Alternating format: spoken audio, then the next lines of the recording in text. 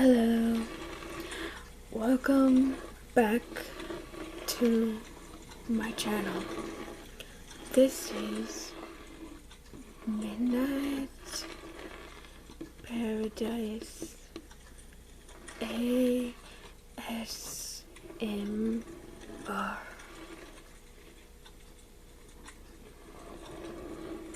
This video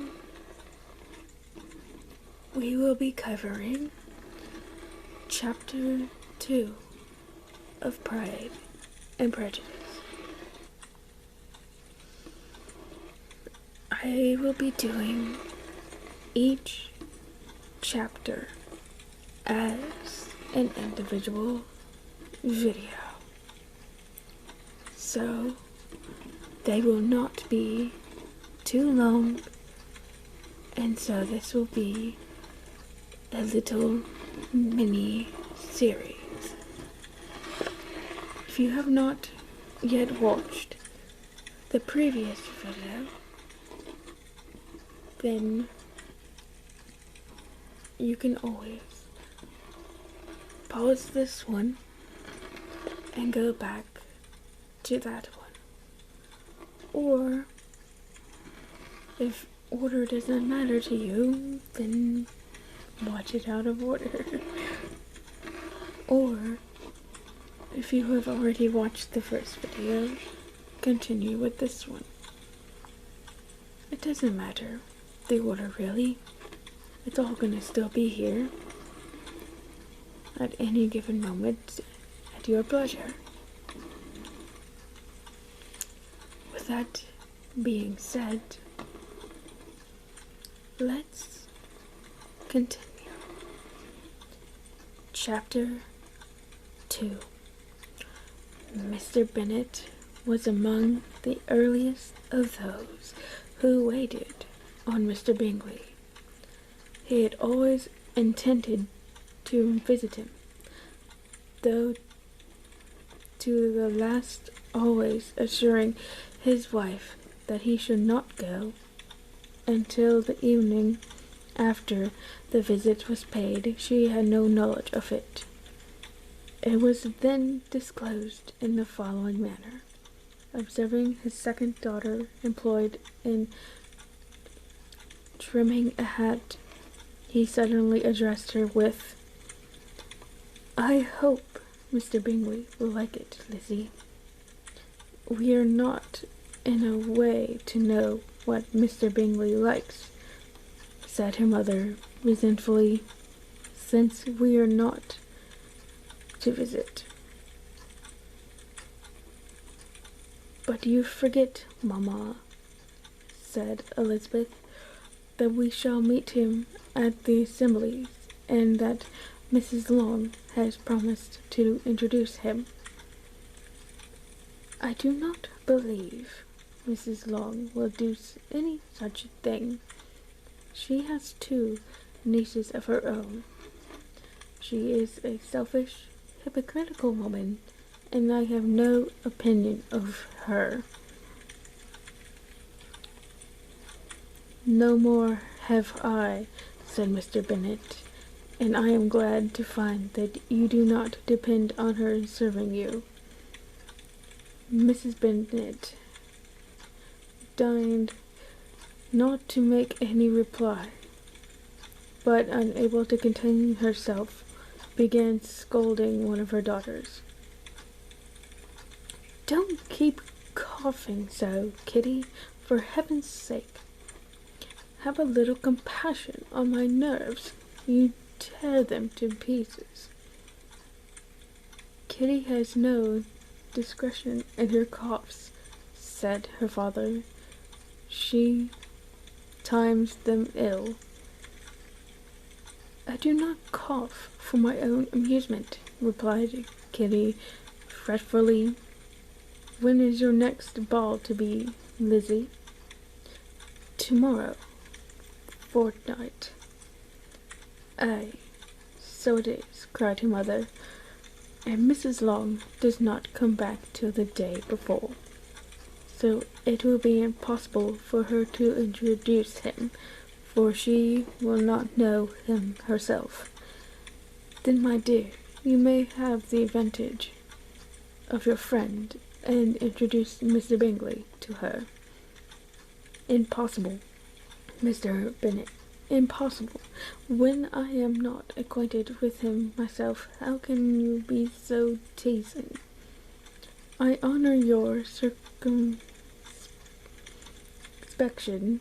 A fortnight's acquaintance is certainly very little. One cannot know what a man really is by the end of a fortnight. But if we do not venture, somebody else will. And after all, Mrs. Long and her nieces must stand their chance, and therefore, as she will think it an act of kindness, if you decline the offer, I will take it on myself. The girls stared at their father. Mrs. Bennet said only, "Nonsense, nonsense." What can be the meaning of that emphatic exclamation? Cried he. Do you consider the forms of introduction and the stress that is laid on them as nonsense? I cannot quite agree with you there. What say you, Mary? For you are a young lady of deep reflection. I know and read great books and make extracts. Mary wished to say something very sensible, but knew not how. While Mary is adjusting her ideas, he continued, let us return to Mr. Bingley.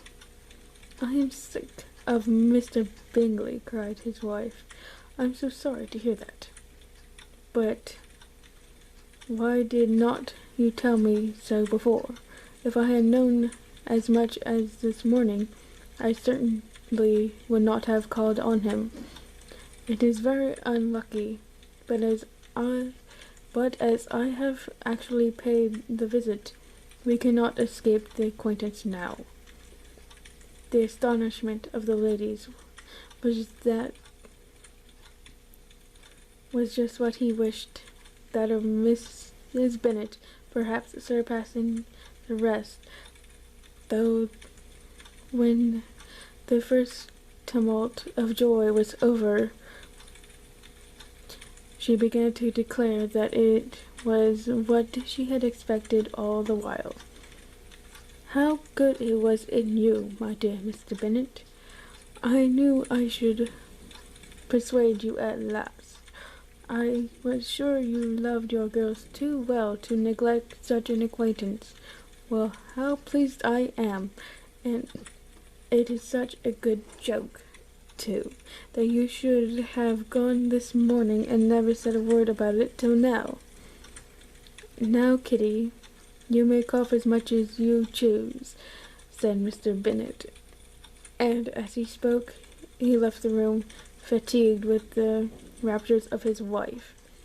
One excellent father you have, girls, said she, when the door was shut. I do not know how you will ever make him amends for his kindness, or me either, for that matter, at a time of life that is not so pleasant. I can tell you to be making new acquaintances every day.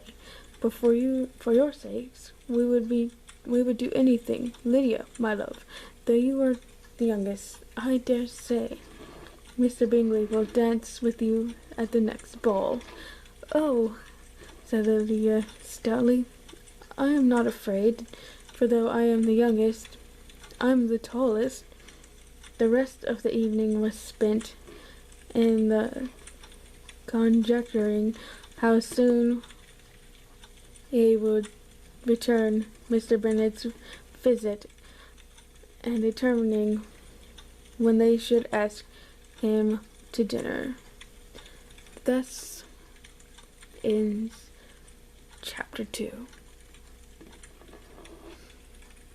I hope you all have a good night, good day, good evening, whatever time, wherever you're watching.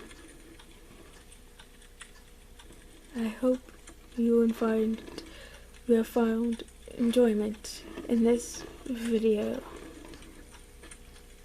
Please stay tuned for upcoming chapters. See you in my next video. Good night. Good night. Good night. Good night.